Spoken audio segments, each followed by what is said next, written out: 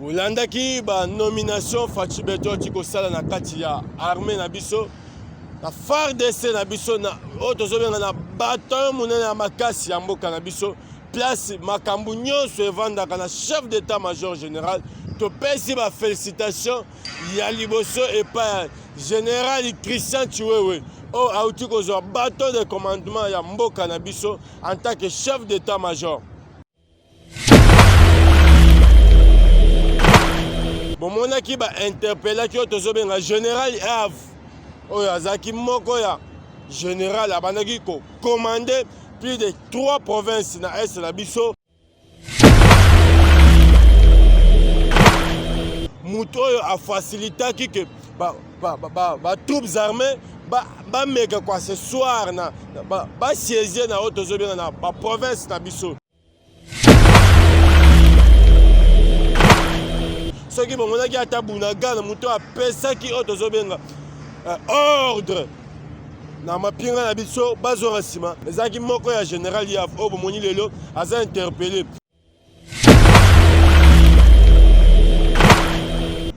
Toyebi bien que occupation ya Bunagana eza Rwanda ye moko te muto aza na makambo wana eza une partie ya communauté internationale oyo baza na kati ya ko mettre en sécurité na mboka na biso.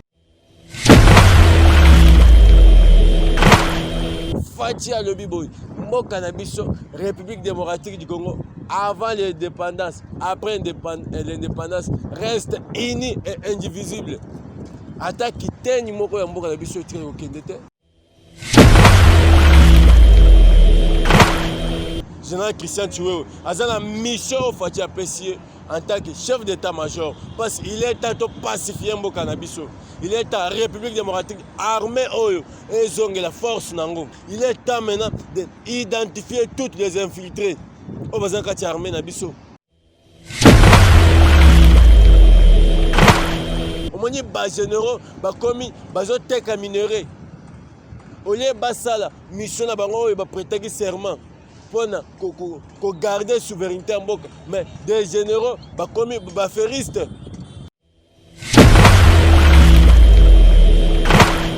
Bakambi ya régime passé bazwa kimboka na biso batikango na ba infiltration partout par là pour créer l'insécurité dans tous les 4 coins de la République démocratique du Congo. Correcteur News TV, Awande correction, il y a ba news tout. Donc Awande on assure quoi. Suivez Correcteur News TV pour avoir toutes les informations crédibles et fiables. Correcteur News avec Yemoko Rachou. Rachou, la caramel, check.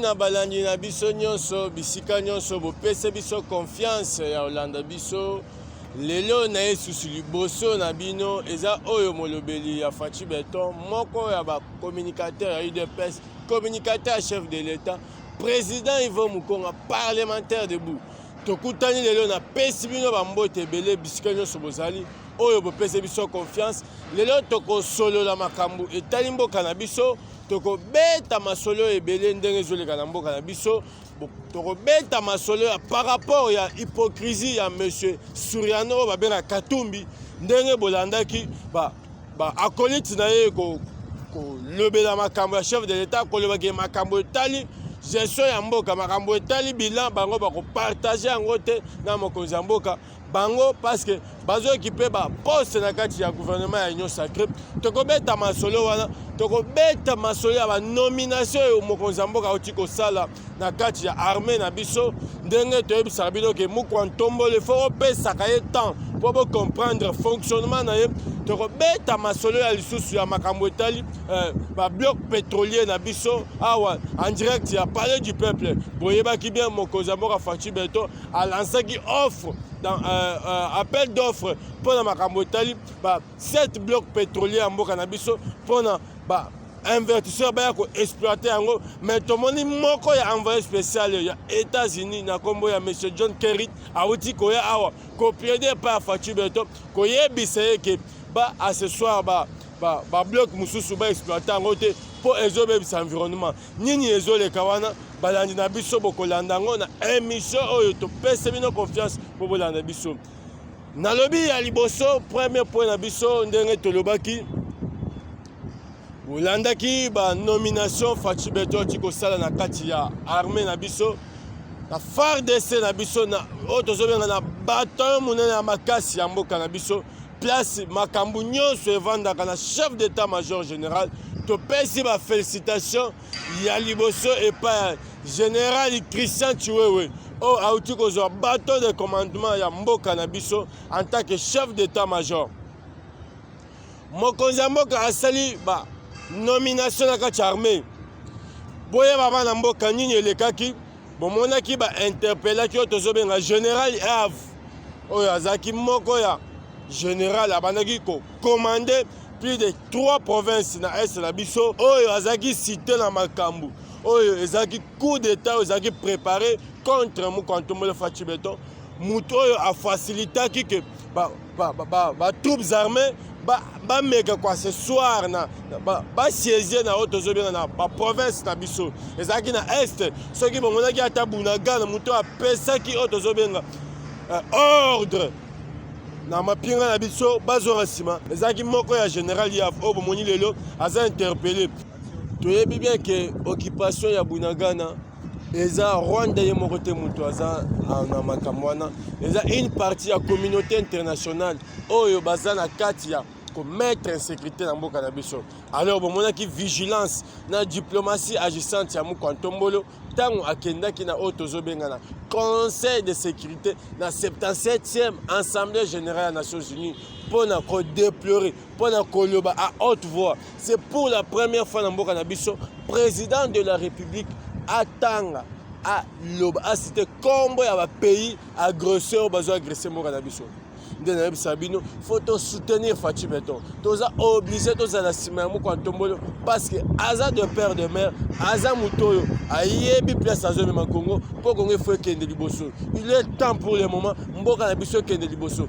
Parce que, et cela même Kolebele, Mboka Nabiso Oezaki infiltré ma casse.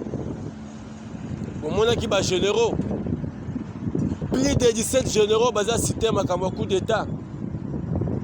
Oyo balinga basala Mukantombolo ndeto yebisa bino ke Mukantombolo aza mwana Nzambe. Nzambe ayebi po nini apesaki Fachi Congo, Nzambe azaki po nini abotaki Fachi abotama na Congo po aya kolongola mboka na biso na boumbu, aya kolongola mboka na biso na esclavagisme oyo prédécesseur na ye bautaki kosala moni basinyaki ba accord moko ya minene makasi mpona occupation ya mboka na biso.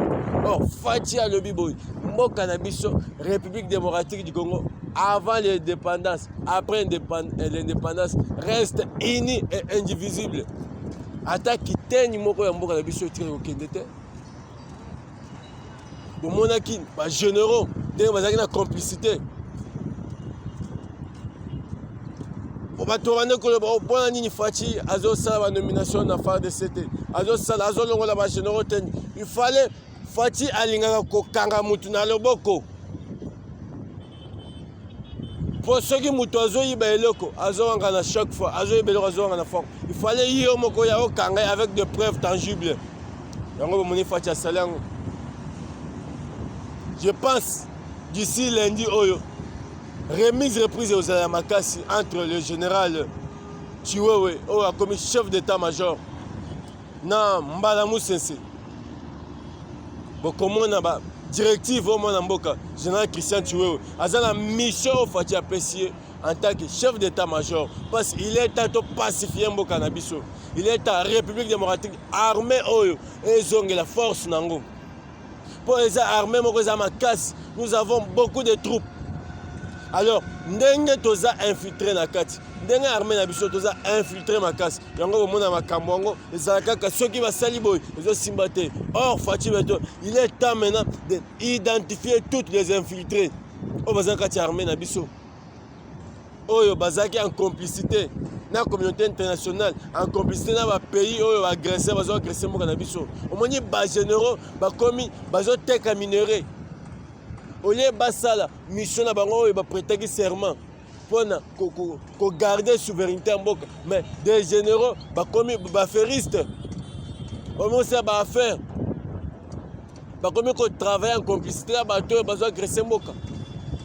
Donc il y a d'autres généraux banda banormal banda bazwa banomination na bango batikeli kokoma jamais na kin ao batikeli kokoma jamais na état major général bazalaka soki bainterpele akoma koto oyo azobeli soki bainterpele ya boye oyo azobeli ezalaki baje babandaki kosala ata bamoni makambo eza kati ya koleka na kwa mutu infiltration toyebisaka bino ke mboka ezalaki infiltré bakambi ya régime passé bazwaki mboka na biso batikango na bainfiltration partout par là mpona kocréer l'insécurité dans tous les 4 coins de la République démocratique du Congo pour empêcher comment Fati va évoluer dans le développement dans le projet à Mounen il y a 145 territoires méga projet oyo kofacilite bana mboka bameka comment le développement est dans la base bomoni infiltration lelo kwa muntu ebandi oh teke ce ne sont pas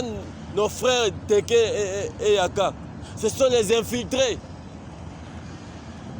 Toyebi men noir eza sima wana oyo eza sima ya makambo wana tozo interpellé autorité batala makambo wana bien parce que la République démocratique du Congo est indivisible. Biso nyonso dénominateur commun na biso eza Congo. Toko créer jamais tozo benga to créer eloko moko entre ba tribu mibale baswana babo bana jamais. C'est qu'il y a des infiltrés. Bato oyo balobaki ba kosala insécurité na mboka. Bato oyo ba faciliter ba Rwandais ba faciliter des infiltrés ba kota pour ba ko détruire mboka na biso. Bossa bongo pour la Colombie pour déstabiliser Fati en oubliant que Fati a zamo na Nzambe. Fati a zan kati se battre pour restaurer la paix dans la République démocratique Mobimba. Fati a zan kati se battre pour donner l'image ya mboka na biso o ezaki mal réputé. Mboka na biso ezaki libanda mboka vraiment il fallait Congo et récupérer na oyo ezozongela mais Congo a joué le côté sur la scène internationale. Mboka na biso ezaki bongo ezaki délaissé comment il est poubelle moko boy il y a n'importe qui aya asa makambo ndenge alingi omonaki makambo etali forêt na biso Amazonie oyo fali mboka ezwaka mais ni soki diplomatie ya Fati méthode soki sagesse ya moko atombolo te la République démocratique du Congo il va générer continuer kaka na makambo wana mais Fati non pas question de ça. La République démocratique du Congo eza forêt moko ya munene oyo lelo na monde entier République démocratique du Congo eza pays solution pour makambo tel changement climatique pour makambo etali vraiment atmosphère pour makambo tel espace oyo monde entier lelo bazolela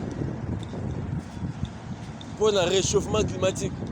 Mais la République démocratique du Congo, il pouvait bénéficier de la téléphone.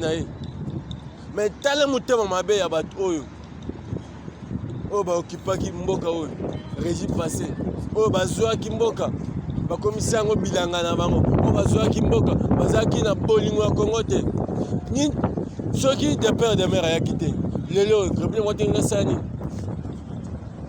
ndenge bolandaki to féliciter sous makasi oyo mwana mboka mama F Bazali ba ministre environnement auti ko sala déclaration kitoko ya koloba ke cette fois-ci exploitation forestière na biso nyonso e banda ko salema awa pas question ya matière brute kende dessous banda.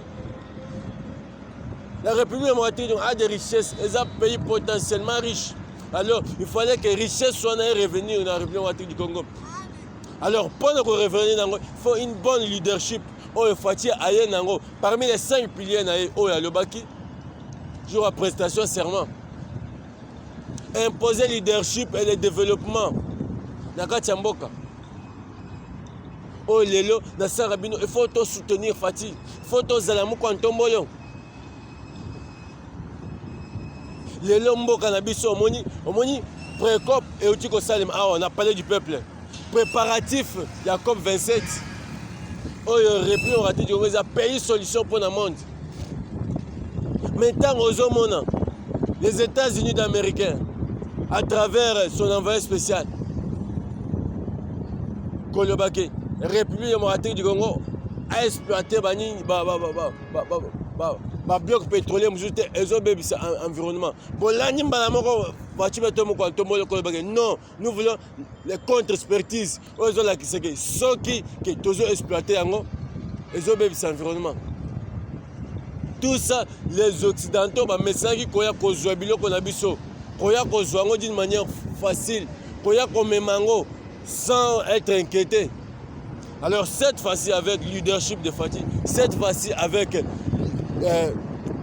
modalité Fatih Beto apesi, bozomonde makambo tambola. Il fallait République démocratique du Congo, ils ont le pouvoir nango. Ils ont vraiment pays solution. Parce que quand on parle de pays solution, toutes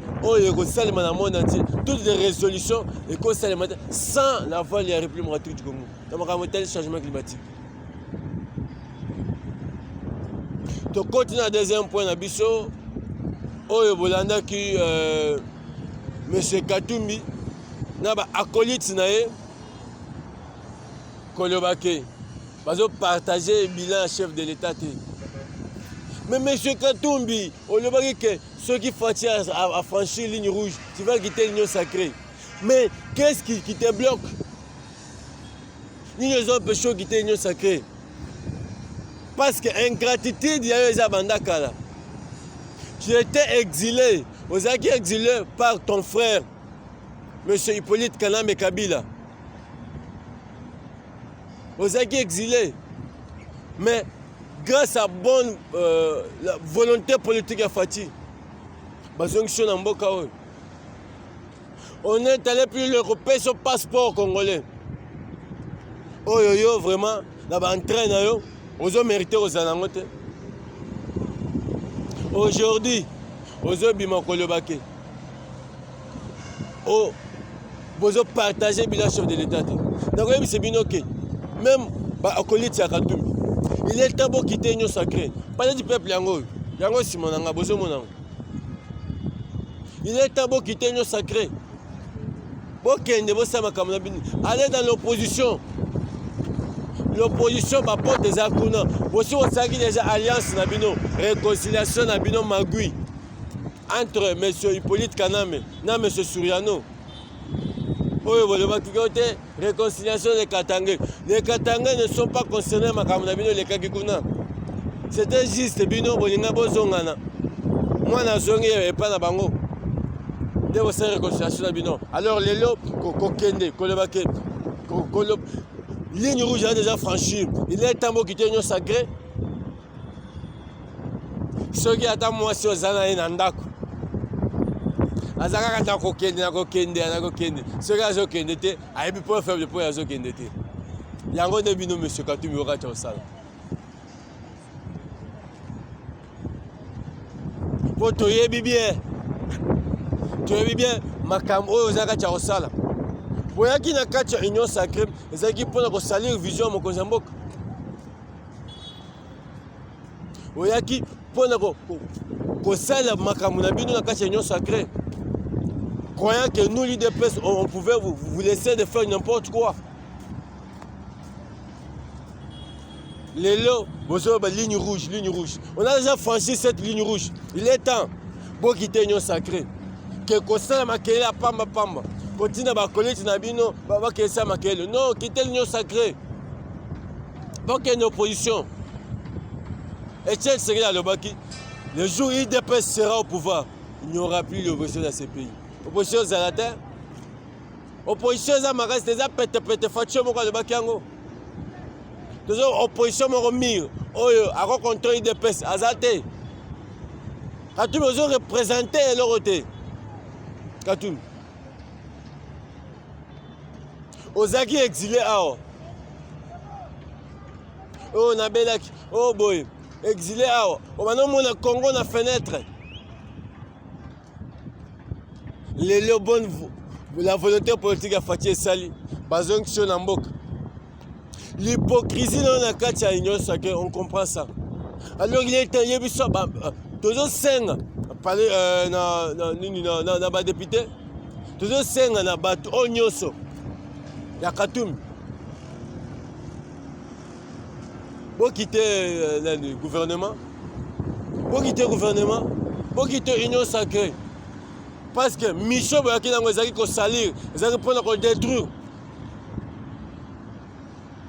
vision ya mokonzi ya mboka yango moni quelques députés quelques ministres oyo ensemble omonaka ata la façon oyo bango batravaillaka kitoko te tozosaluaka leadership ya Christophe Lutundula oyo aza fils oyo aza de père de mère oyo aza kati oyo comprendre il est temps de construire Congo il est temps Congo na biso kende liboso pas question des étrangers baétranger oui bokoya na mboka na biso parce que mboka na biso eza mboka moko eza prêt mpona koyamba mutu nyonso mais l'occupation des postes stratégiques kaka faci mutu afasitaki bino Katumbi lelo ntango ozwi grâce ntango ozwi audace ya kolobela Fati faut ntana le passé na yo tu es parmi bato oyo badétruire mboka oyo soki tozwi chemin de fer à Lubumbashi Katumbi en complicité na monsieur Kabila bobomaki mboka oyo bobomaki oyo na chemin de fer mpona kosomba batraque na bino mpona kodétruire ce beau pays. Alors bobandaki koconsidérer que Congo continue kaka bongo. Congo maintenant il a la chance parce que ezwi mwana mboka ezwi de père de mère président Félix Antoine Tshisekedi Tshilombo oyo azolala te chaque jour aza engagé azobekisa mutu na ye comment rendre le peuple congolais ndenge nini peuple congolais se sentir à l'aise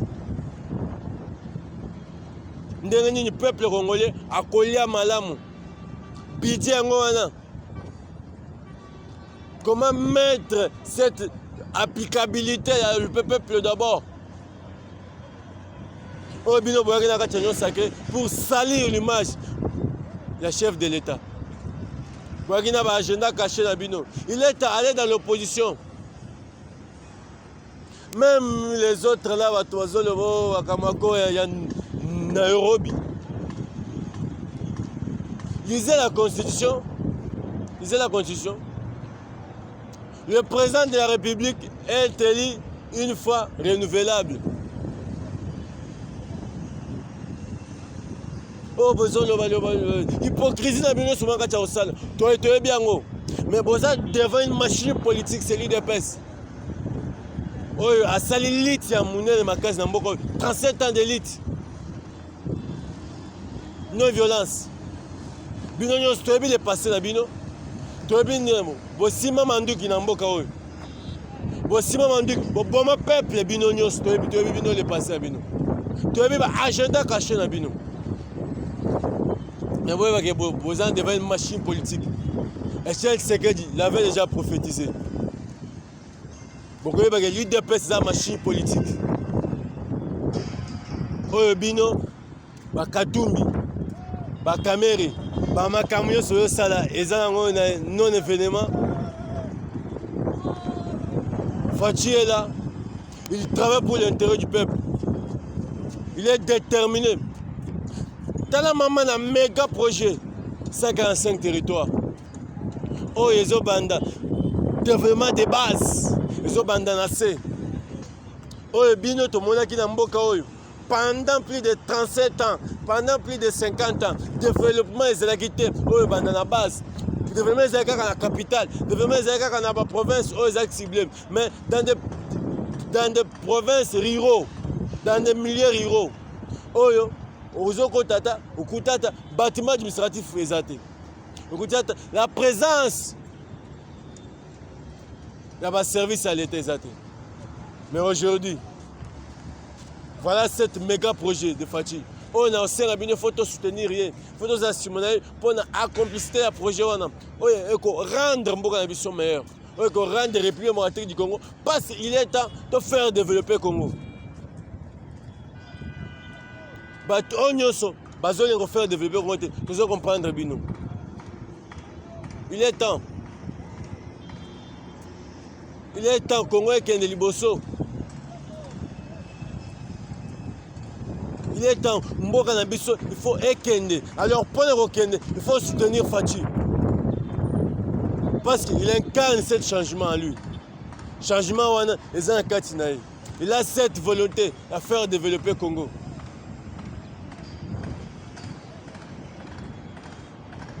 Ba bloc pétrolier na biso. Oyo mboka oyo ba besanaki. Tu vois que biso toza sous la poste avec des partenaires hypocrites. Ba partenaires hypocrites, oyo ba ça l'hypocrisie. Il est temps. La République démocratique du Congo est la makasi nango. Appel d'offres balansaki yango déjà. Bolandaki ministre Didier Budimbo il a fait son botte en passant. Oui, alobaki déjà les trois déjà baclotiraki déjà tous les candidats oyo baba se présentaient déjà à Makambotali appel d'offres biso ils seront examinés parce que l'État doit construire Congo na biso. L'État doit construire Congo. La Pessimbote est le secrétaire général Gustin Kabouya Oyo.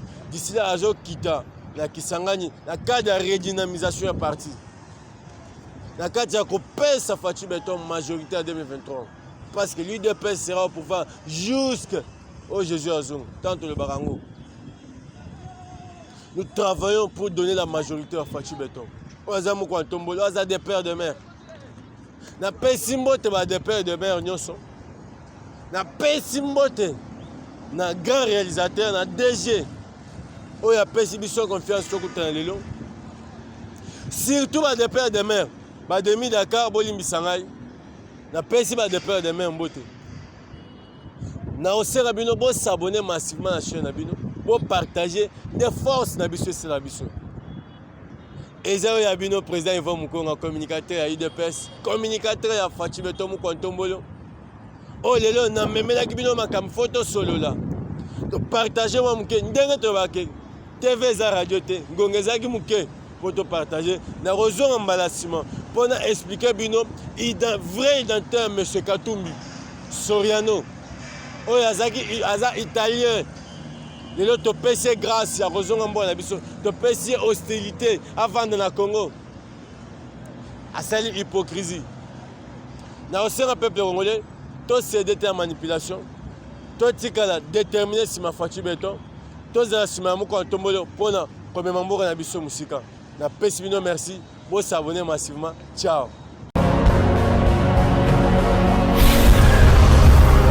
Correcteur News TV, Awande correction, il y a news tout.